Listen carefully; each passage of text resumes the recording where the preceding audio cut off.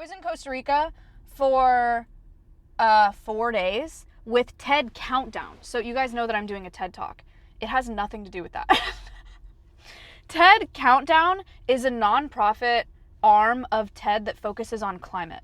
So I was there with TED Countdown, with Quest, and with Conspirator, which are 2 other different organizations. Is this live? Yes. And so okay, how this works. So Quest is a company that like takes corporate groups out, like corporate teams, on excursions to like help them with like team bonding and, you know, like a company excursion thing. So Quest will do that, but then they have excess profit from that they put into like philanthropic initiatives like climate, I guess. I'm sorry, Quest, if I'm explaining that wrong. That's my understanding. And then Quest partners with TED Countdown to like bring people together for climate. So they invited me and a handful of other influencers out to Costa Rica so we could all learn about climate together. And so we did that by like meeting with indigenous people in Costa Rica, learning about food systems in Costa Rica, getting into the ocean. We body surfed out there, and we learned about climate, and we talked to a bunch of leaders and got a ton of information. It was freaking fascinating.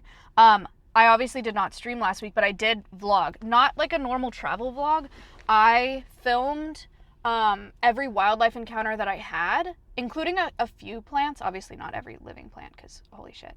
But I have like 30 wildlife sightings that I filmed, and I'm going to go back through. We're IDing all of them now and researching them so I can make this YouTube video where I sit down and I'm like, all my wildlife sightings in Costa Rica, and I show you them, and then I say, I come back home and I learn about it, and I'm like, this is a blank, and they do this, and I didn't know that, and it makes it way cooler. That's the idea. Seeing my story of all the influencers fawning over touch me nots was so funny. So funny. So I didn't tell them how common that plant is, because like, why would I ruin it? Anyway, the influencers that were there were so sick, and I didn't know any of them going in. One of them was Jason Lee. He's the founder and I guess he's not an executive. He would be a CEO. He's a founder and CEO of Jubilee, which is that those videos. You guys know what Jubilee is probably. I feel bad because I didn't fully know what Jubilee was, and I met him and he was like, Jubilee, and I was like, is that the thing where the room is white or the room is black and you have all these people in it and you're like, who's gay or something? Wow. You know, like, I think I said it like that, and he was like, yes. Hey. Which is not really what they do, but like, it's something like that. And I was like, okay, I know, I've never watched those videos, but I know of them because streamers rip them off. And he was like, yeah, I've seen that. And I was like, you do great work. So that's how I met Jason. He's wonderful. Really, really nice guy. Alistair, thank you. John Bennett, thank you. So there was him. There was, who else was there? Victoria Paris was there. She's a creator. She has a cute ass dog. Hold on. Let me show you this freaking dog. You're not gonna believe this. Oh!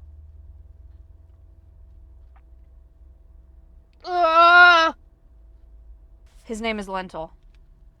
Anyway, so I met Victoria on the bus, and I was like, you're the girl with the little dog. And she was like, yes. Obviously, she does way more than I did. I really flopped some of these intros, guys. I won't lie. But I'd seen her content because I'd seen her dog. Oh, he's so cute. He's so cute. His name is Lentil. So, yes, Victoria Paris was there. Neme was there. Neme is, she's so cool. So cool. She's like a fashion influencer. She does some politics as well. Mostly short form, I think. And so she was awesome. She's the kind of person that walks into a room and like starts talking. And I literally told her this too. I was like, on some like glaze shit. The first time I heard you talk, I was like, oh, she's the one I should be listening to all the time. She's like that kind of person. Incredible. So Neme was there. Grayson, what is it? Hoetzol? Grayson Ho. He does comedy shorts. There was O'Neill, I think it's O'Neill Thomas. He also does comedy skits. Love. So sweet. Just like the sweetest. There was Kendall Landreth, who is a comedian as well, was there.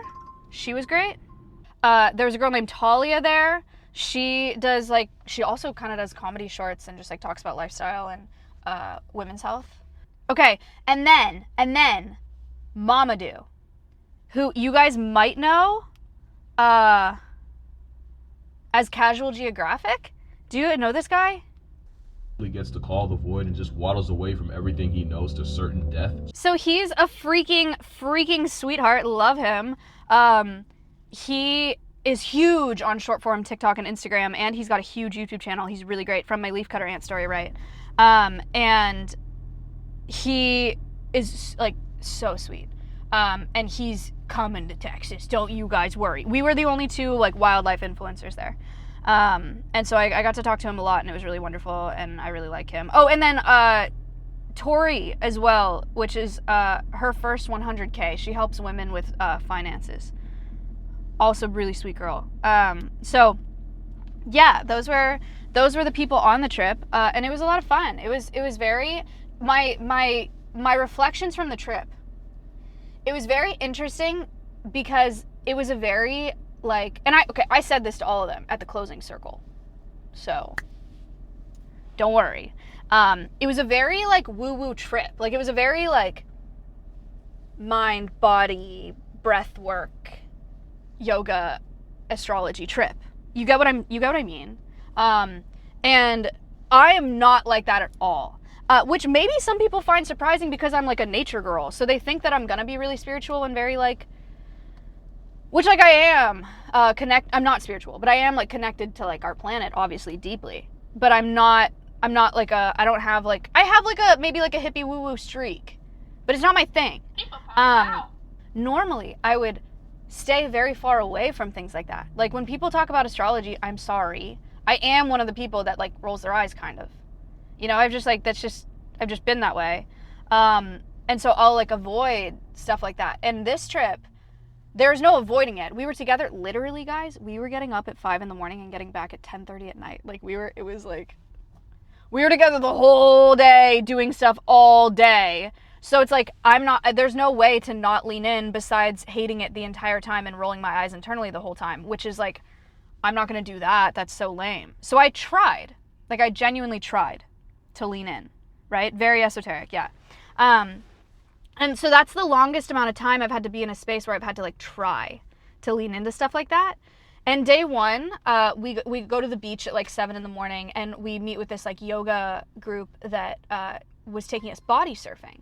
So we like get in the ocean, and we want you to get in the ocean and we want you to stand there and think about your relationship to the ocean and its relationship to you. And like, what does the ocean mean to you? And I was like, this is not something I would ever do. But I was like, okay, we're all in the freaking ocean. So it's time. So I got in the ocean. I was standing in the ocean and I was looking at it and I was like, okay, what does this mean to me? And I like thinking in metaphors a lot. So I can think of plenty of metaphors for the ocean. You know what I mean? The resilience of it all. Wow. The relentlessness of it all. I was standing there like really trying to think about it. Big spiritual breakthrough. I have a lot to talk about from this trip. So I'm standing there in the ocean, and I don't like water, by the way. Like I love and respect the ocean, but I'm not like a water bug. You know what I mean? Like I'm good. Like it's not. I don't. Yeah. And so I'm standing there, and I don't know if you guys have like stood in the ocean like waist deep and just like stood there, but like waves never stop coming. Like it's like they just keep coming, and they really like slap you in the face. Like it kind of feels like someone's hitting you in the face. Like, yes, that's the ocean, right? But I'm finding myself standing in the ocean trying to think about like what my relationship is to the ocean, and I'm just fucking annoyed. I'm like, will you just like chill for 1 second? I'm trying to think. And obviously it wouldn't, because that's not how waves work. So I just kept getting hit in the face in the ocean. And then I was like, okay, you know what? This is what the ocean means to me. Hold on, stay with me. I care about wildlife so deeply. And you can use wildlife rehab as an example of this. Wildlife rehabilitation is where you take this injured wild animal and you nurse it back to health, and you love it and you nurture it and you help it to survive. All the while, you want that animal to want nothing to do with you, because they need to have their best chance at survival in the wild. They cannot rely on humans. You don't want them to be comfortable around humans. You want them to be released and then fully self-sufficient, do their own thing, and stay away from people.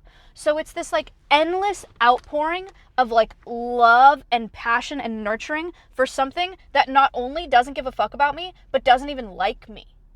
And that feels like altruism to me. Like, that feels good. I like the way that feels. Like, I like the outpouring. It feels right to me. And that's why I've always done philanthropy. That's why I have a nonprofit. You know what I mean? Like, it just feels right. And so then I was standing in the ocean and I was like, this is why I love nature, because I am constantly giving. Wow. That's kind of how parents feel with teenagers. It really is. And I like the way that it feels, and I need to like the way that feels, because I'm a conservationist. And conservation is a very depressing field sometimes, and there aren't a ton of wins around you. A lot of the time you're just hearing about the climate and how terrible everything is going. And you have to have endless supplies to give without receiving anything back. For the first time. That's my relationship to nature and to the ocean. So I was standing there in the ocean, and I was like, okay, yeah, the ocean does not give a fuck about me. And it just kept slapping me in the face when I was trying to think. And I was like, yeah, duh, it doesn't fucking care about me. What am I even talking about? Like, of course the ocean doesn't care about... I have a relationship to the ocean, but I don't think the ocean cares about me at all. But I like that.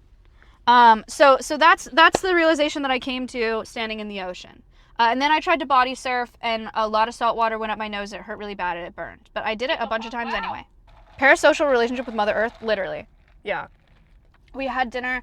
I sat next to this lady at dinner who has 2 PhDs in chemical engineering to figure out plastic recycling.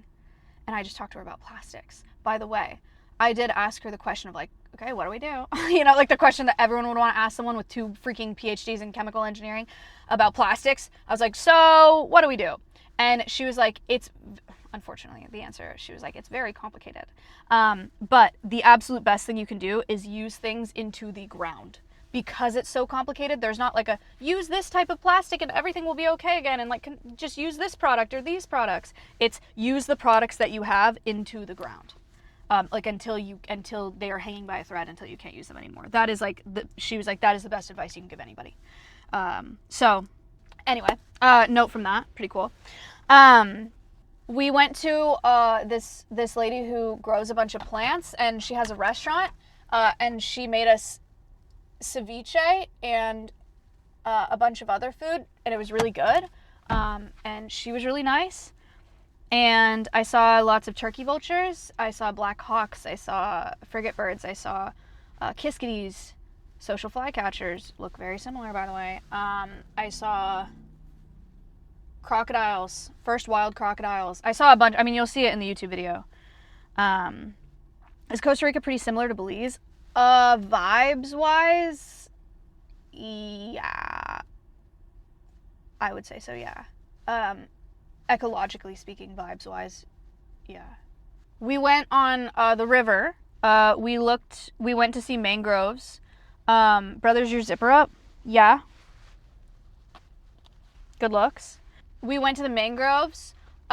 We looked for wildlife on the river. I met with, interesting. On this hopper plane, I have sunscreen on. On this hopper plane, we were looking over like all of the jungles in Costa Rica, and I'm looking at all these trees and I'm like, that's palm oil. I'm looking at all these trees and I'm like, yeah, that's palm oil for sure, for sure. And I was going to ask about it when we landed. All of it! A little sneak peek, a little vlog sneak peek. So it's all palm oil. Someone said, what's palm oil? Palm oil is it's a type of, it's kind of like a vegetable oil, and it is in everything. Like all your all your chips, our toothpaste, our shampoo, chocolate, candies, it's everywhere. And it's really cheap, and it's a really efficient oil to like produce. And it grows really well in tropical climates. So in Costa Rica, it's grown up the wazoo. In Borneo, it's grown everywhere, right? So in all of these tropical important places where there's a ton of biodiversity, they're clear cutting the whole rainforest and planting these oil palm trees. And that is why orangutans are critically endangered, is because all of their habitat has been wiped out to palm oil, and there are so many other animals that are endangered because of palm oil plantations. It's in Nutella. I mean, it's in everything, guys. So for something like that, you're like, well, if it's in everything, it's unavoidable. There is a label. It's called RSPO, Roundtable on Sustainable Palm Oil, and the chat is linking. There is like a card that you can look at where it's like more sustainable versus less sustainable palm oil. So you can keep an eye out for that on products, but just know like palm oil's in everything, and it is like well, it's not in everything, but it's a huge issue. Sorry, I'm gonna move because the sun is in my eyes. Stand by really quick. Okay, sorry, we're back in the shade. Made no difference? No, it did to me. Because the sun is moving. It was gonna be in my face in a minute. Okay, so palm oil, right? So then I saw all those trees, and I was like, oh my gosh, that's all palm oil. And so then I went and talked to a biologist, because we met with a biologist. We were with him all day, and I was like, tell me about palm oil here. Like, how bad is it? I asked him about palm oil, its impacts on the planet, and this like really surprised me. I was like, what's your number one export out of Costa Rica, like agriculturally? And he said pineapple. And I was like, oh, okay. But palm oil is a bigger problem than pineapples. And he said, no. He was like, pineapple is our number one export, and it's worse for Costa Rica than palm oil. Here's what a pineapple plant looks like. A lot of you probably don't know this. 1 pineapple grows per plant. This is not fake. Genuinely, this is how pineapples grow. They grow like this. Not in those pots, but like these are pineapple plants. It's this big spiky plant, and there's 1 pineapple per plant. Like this is someone's pineapple plant in their backyard. It's like hilarious. Okay, it's a huge problem. But so then pineapple plantations look like this. I don't know why it went to Walmart. 7,000 resubbed for 12 months. But like, Case 70 Jimmy. They look like this, right? Pineapples they're grown, it's 1 pineapple per plant, and then you plant all of these really kind of like short to the ground plants that are really spiky and uninhabitable. Time resubbed for It's a plant that's like uninhabitable to anything. Like he was like at least with palm oil, and I'm not excusing palm oil, mind you, palm oil is very bad for a lot of things. At least palm oil is trees, and so there's things that can live in those trees and like underneath those trees. Pineapple plants are like uninhabitable for everything. They're just like spiky and short and take up so much land. And he was like, pineapple is our main problem. Are we canceling pineapples? No. I mean, like, I need to do more research, but I do think the interesting thing is I would never consider, like, if I was getting a pineapple from the grocery store. Slurms, thank you. If I was we're not boycotting pineapples, but I'm saying, if I was buying a pineapple from the grocery store and it came from Costa Rica, I'd be like, yeah, that makes sense. They grow in Costa Rica. Like, that makes sense. But I think, if anything, it's a reminder that eating seasonal local produce is really good for the environment, and it's not just like a cunty, like, oh, I'm eating seasonal and local. Like, that actually does matter for our environment. We are so used to having any produce that we want at any time in our grocery stores, and it's having a major impact on some of the most biodiverse places in the world. Can I also be cunty about it? Yes. Okay. Back to what I was saying. So I had like a great day. I was talking to this wildlife biologist. I asked him a bunch of questions. I was being very annoying because I was like, are there arapaima in here? Are there blah, blah, blah, blah? Is that a black hawk? Is that a blah, blah, blah? I'm being like annoying. But he was really nice about it, and he answered all my questions, and I was having a great time. And let me be like very real with you guys on where I'm at this point in the trip. We are like outside with a biologist. I think it's fine to say this, and if any of them see this, I feel fine about saying it because I was pretty honest. When we got to the point where we're out on the water and I am with this biologist and I'm asking him questions about like ecology and biology, I felt very relieved because I was like, here's someone that's on the same page as me. I was like, okay, one of us, you know, like I was like, yay. I have like a break, to be frank, from like the woo-woo of it all. I was like, this is good. This is like more my speed, right?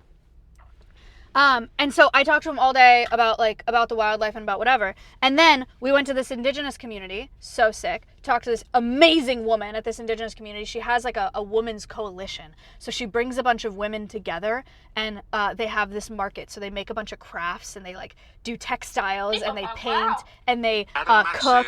MS resubbed for 11 months. Thank you. And they cook and then they have this big market and tourists come in and they like, and you can like buy from their market. It was so sick. It was called Baruka, that community. And so we went there, and then with this indigenous group, we went to this waterfall, this sacred waterfall, to go swimming at this waterfall. And so we go out to the waterfall, you know, like we're going out to the waterfall. I'm with this biologist guy. I see tadpoles in the waterfall. I'm like, you know what kind of frog that is? And so we're talking about what kind of frog it is and like whether or not that frog species is in Texas, etc. And then he was like, and so we were talking about that.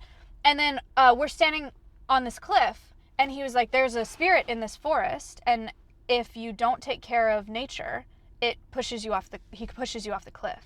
At first I was like, oh, like in my head, but I kind of I knew that he was genuine. And then I was like, oh, so this whole time I thought we were like, we thought the same. And like, he is a naturalist. He knows so much about wildlife in all of these places. And then we got to this point at this waterfall and I had this moment where I was like, oh, we are not the same. And we hit this intersection, which I've hit before with biologists and ecologists. There are plenty of biologists, ecologists, conservationists who are spiritual and religious. And they have this intersection between those two things that I do not have. And it's not the first time I've hit one of these intersections. Jane Goodall, by the way, spiritual, religious, even. And so then I'm standing there and I'm like, huh, okay, that was very interesting. Because I am not a spiritual person at all. I don't believe in any spirits that would like push you off a cliff. But also I know that none of what he said about that detracts from any of the rest of the day that we had together connecting over natural systems. You know? So I was like, this is very interesting. And then we went and we did this cacao ceremony with these indigenous people, right? So we're in the rainforest in this like spot. And we face the cardinal directions. They're like doing prayers. They're blowing out of like a conch shell. You know, it was like a very spiritual thing. A morpho, like a blue morpho butterfly, those big blue butterfly came in. And they were like, that's a dead person like visiting us. And so I was like, wow, this is very interesting. I'm being very vulnerable with you guys about this. It's very interesting, okay? So we're doing this like cacao ceremony. We get bowls of cacao, which is like, it looks like hot chocolate, but like it tastes like hot chocolate with no sugar. And so we get these bowls with cacao in it, and part of the ritual was going up to the fire and pouring a little bit of cacao out and asking for something. And so I was like, okay, I am not a spiritual person. I am not a religious person. But I've spent 4 days here leaning in as much as I can. And I am now in the middle of the rainforest in Costa Rica with a bunch of people who believe in astrology and believe in forest spirits that'll push you off cliffs and think that blue morpho butterfly is their dead grandmother. If I'm going to feel something, now is the time to try.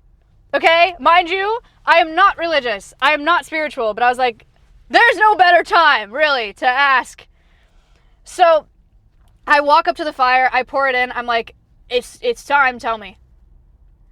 Kind of vibe. I didn't say it out loud, but I was like saying that in my head. I was like, seriously, like, let me know. And then I went back and I sat down. And I sat down. This is crazy. I sat down on this curb, like this concrete curb.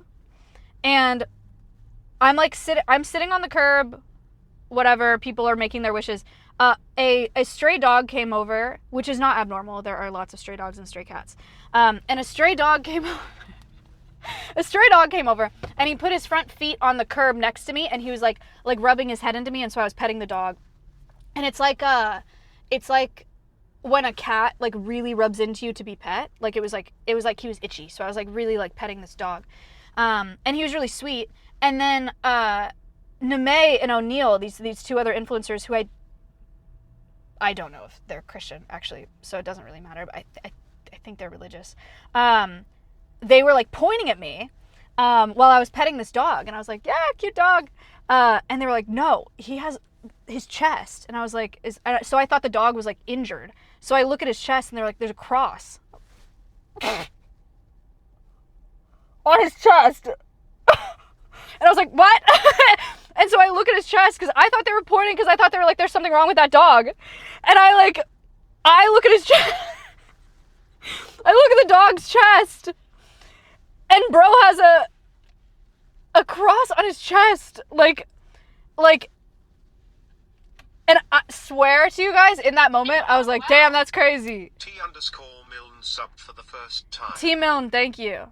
I literally looked at it, I was like, damn, that's crazy timing. I just did that Cacao thing. And like fur, yeah, okay, so like a lot of dogs, here's also like, a lot of dogs have this like tuxedo thing, right? So it's a black dog, but they have white chests and like white feet, right? That's a very, very common dog marking thing.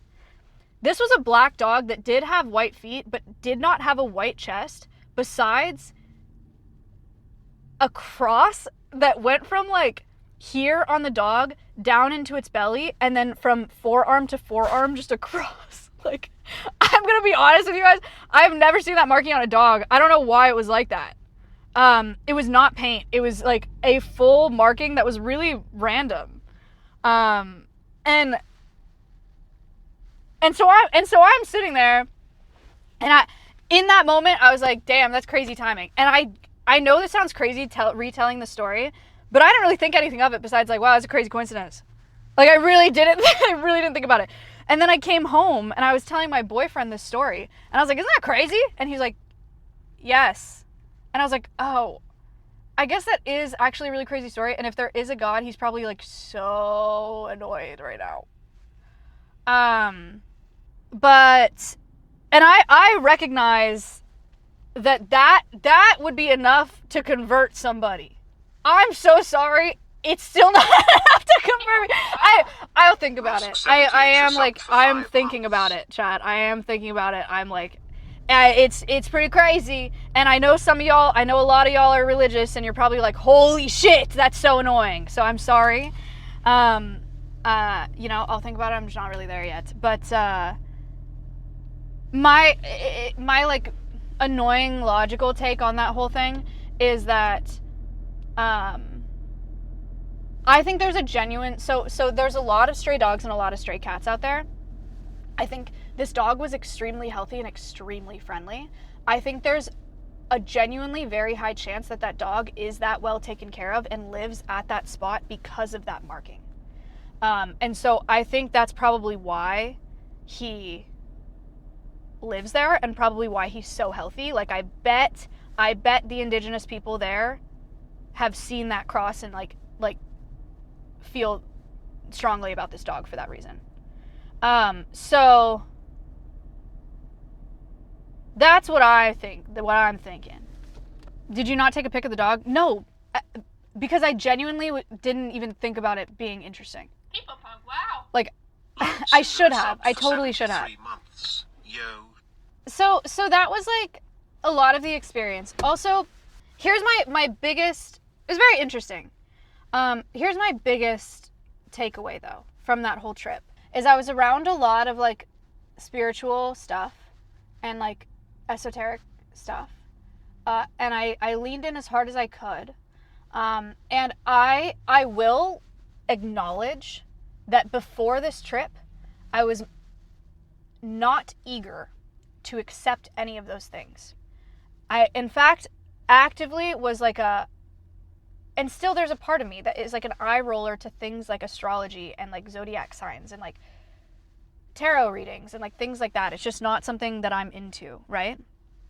But, right, spirituality is very broad. It's very diverse. So I'm not the kind of person that leans into those things. And generally I'll actively eye roll at those things. But one of the things that I've learned as a conservationist as I'm getting older that you guys have helped teach me is that people are only going to protect things that they personally care about, that they personally feel are important.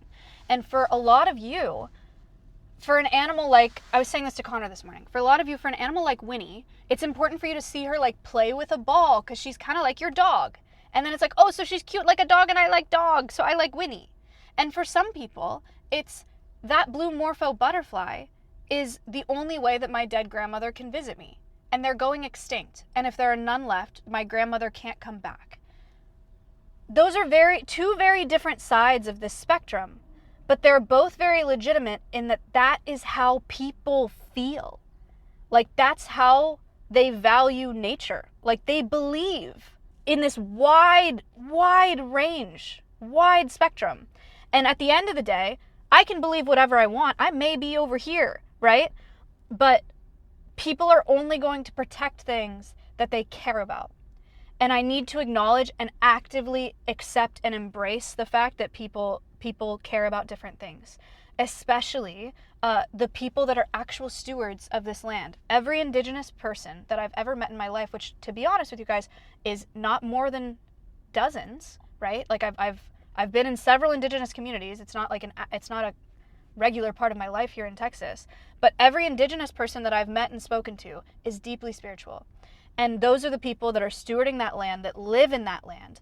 And I cannot, as a conservationist from Texas, say, we need to protect this natural area because of this and because of this and because it's important for this and because it's important for this reason. Because that may not be important to them. And they're the ones that are living there. And so the biggest thing that I got out of this whole trip was embracing more of that and understanding that nature is important to different people for different reasons. And being a good conservationist, part of being a good conservationist is actively embracing those reasons. Do I want to tell you guys about another deep realization? I don't know. I just thought a lot. Okay, I'll do it really quick. Also, I'm probably going to do a hotel crash out video on all this too. So you'll hear me talk about it again. Okay, one more deep realization that I had in Costa Rica is that my whole thing with wildlife rehab, the idea of loving and like nurturing and having this outpour, endless outpour, bottomless outpour of like love and admiration and passion for wildlife, despite the fact that it doesn't like me or care about me, is something that feels really good to me. And it makes me feel really safe in nature. Like I like it. It just feels right. So then why is it so hard for me to feel that way with people? Why is it so hard? Why am I so anxious on this trip with a bunch of influencers that I don't know? Why am I so concerned about being like rejected by them? Or like, why am I so concerned? Why does how much they like me and how much they care about me affect so much of how much I want to pour out into them? A very, very complicated question that I think will take my entire life to figure out. But man, wouldn't it be awesome to get to the point with people that I have with wildlife where it's like, it doesn't really matter if you don't like me or care about me, or like on the internet too. It doesn't really matter if you don't like me or care about me. I still just like love you the same. Because that is how I feel about every wild animal all wildlife ever. There's this huge grasshopper this big, like dead ass, like this big in Costa Rica. And I went over and I tried to hold it. And it did not want to be held by me at all. And it like flew away. And also when they fly, it like hit me. Like, and it really does feel like that. It's like it hurts. It doesn't hurt. It's just like, whatever, flew away. But there is absolutely nothing. It could also bite me. There is nothing that bug could do that would make me love it any less or make me like sad. But like for people, holy shit, you know, it's not like that at all.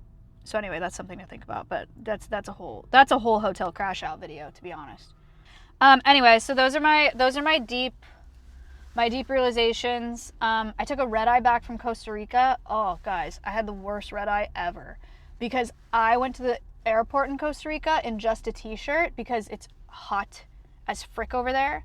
Not using my brain, not thinking that I would want like a sweatshirt for the plane. Oh my God. Oh, poor me. But like, really, I was in a t-shirt and then I got on a red eye and it was so cold on the plane. Carly, thank you. And all my sweats and my jackets and everything was in my checked bag. So I just had my backpack and the plane was so cold and they didn't have blankets and I was so cold the whole freaking plane ride. This red eye all the way back. And I even asked, guys, it was that bad. I asked for a blanket and they just didn't have them. And so I was in my t-shirt. I put my t-shirt like over my knees like this, you know? And I was just like sitting like this the entire plane ride. It was so bad. I slept maybe an hour total, but I couldn't sleep because I was so cold. Anyway, but it's over.